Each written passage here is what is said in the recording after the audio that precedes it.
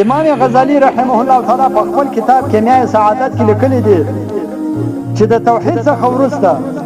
یعنی د اسلام چې د الله تعالی پر وحدانیت باندې عقیده سمه کې او د نبی علیه الصلاۃ والسلام پر رسالت باندې دا توحید څخه وروسته د الله جل جلاله په نیز باندې محبوب ترین عمل دغه منځ کوي په ټول عباداتو کې و الله جل جلاله د محبوب ترین عمل چې دی هغه چشتي منځ الله تعالی ته ډیر خوښ ځکه دی لیکي وای کچیر د مانځه څخه ما سوا بل عبادت و الله جل جلاله ته زیات محبوب وای نو فرشتي بیا په هغه عبادت باندې مصروف کړي وای بیا په هغه عبادت باندې مشغوله کړي وای حالانکه فرشتي همیشه تر همیشه تر ورځ قیامت پورې په منځ کې مصروف دي ځکه ځینې فرشتي په رکوع کې مصروف دي او ځینې فرشتي په سجده کې ځینې فرشتي په قیام کې ځینې فرشتي په ناست کې ځینې فرشتي په تحمید کې ځینې فرشتي په ذکر او اذکار کې په دې کې چې مصروف دي نو الله جل جلاله ته دغه عبادت ډیر خوش او ډیر محبوب ترین عبادت دی ځکه الله جل جلاله فرشتي په دغه عبادت باندې مصروف کړي لہذا منځ کول چې دی دا ډیر اهم شی دی ډیر اهم شی دی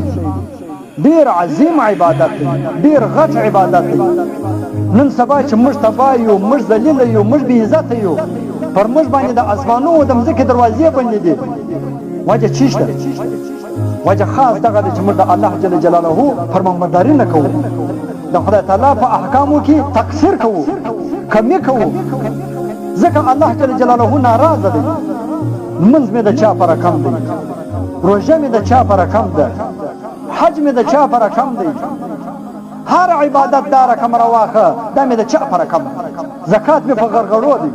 زکات مې په ریا دی زکات مې په نارو دی حج مې په تصویرانو په کلمو دی روژه مې ټوله شپه په چکو ده د ورځې مې خوب دی لمونځ مې لکه چرګ مازې مشرکه پر مځکه باندې ټکوه دا مې لمونځ دی الله جل جلاله به څنګه نه ناراضه کېږي کوم عبادت مې د عبادت پر کم دی کوم عبادت مې د الله جل جلاله د حکم موافق کړی دی ځکه بیا به موږ العیاذ بالله ثم العیاذ بالله تر قیامت پورې ذلیل او په ورځ د قیامت به هم بیا ذلیل داسې نه چې خالي په دنیا کې د دنیا خودونه ضلالت نه دی الله تعالی مې د ورځ د قیامت د ضلالت وساتي خدای مې د دنیا د ضلالت هم وساتي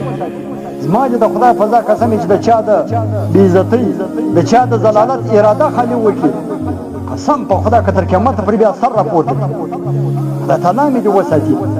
د سپین قرآن او د نبی علیه الصلاۃ والسلام او د ټولو صحابه کرامو او د امامانو په برکت سره مې دې الله جل جلاله وساتي خدای مې دې نه ذلیله کوي د خدای پاک څخه نه غواړو ضلالت الله جل جلاله دې نه راپېښوي